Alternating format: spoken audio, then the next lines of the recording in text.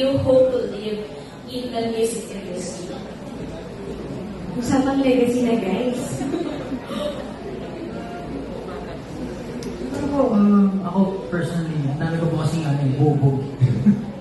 Pero as a Filipino creator myself, I want siguro for Filipino creators to be more respected, to be more protected, and to be paid properly.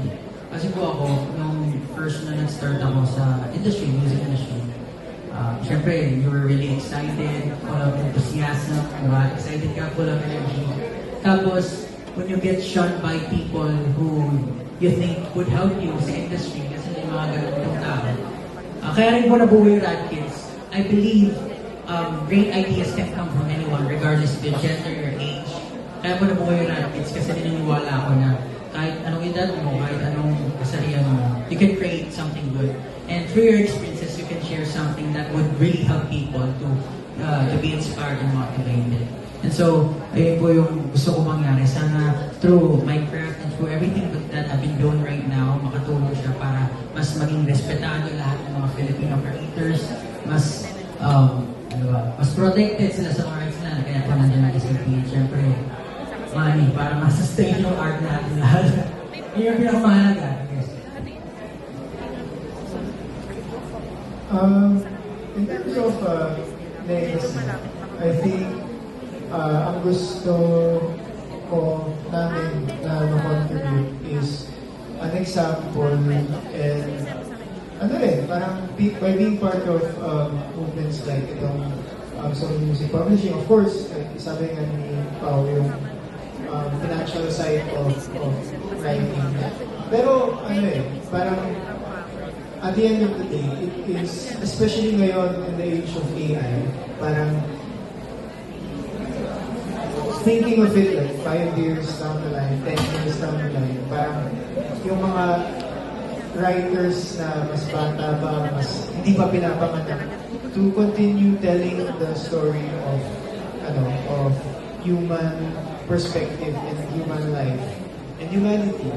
Kasi now we're just witnessing the beginning of it, but as it exponentially increases, even the capacity to tell an authentic perspective of human life might be at stake. And I strongly believe, I think parang we all strongly believe na songwriters have such a big part to play because alam niyo yung sa mga post-apocalyptic film na music, parang may kanta sila na parang from ages ago.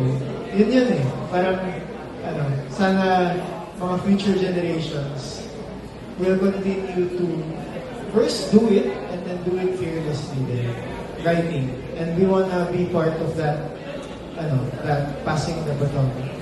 That's the legacy that we wanna do. Thank you so much po. So sorry po, ang daldal ko for a first timer na kinakabahan. Pero I really like what we have been talking about here. Nabanggit po kasi kanina yung parang network ng mga songwriters connecting to other countries. And alam naman natin ang mga Filipinos, very avid consumers ng music. Talagang napapaboost nila yung market ng iba't ibang countries dahil gano'n sila magmahal. Pag nagmahal sila, talagang todo-todo. So for songwriters, Filipino songwriters to be connected to the world, malaking bagay po yun kasi parang nagkakaroon din sila ng alam niyo na po yun.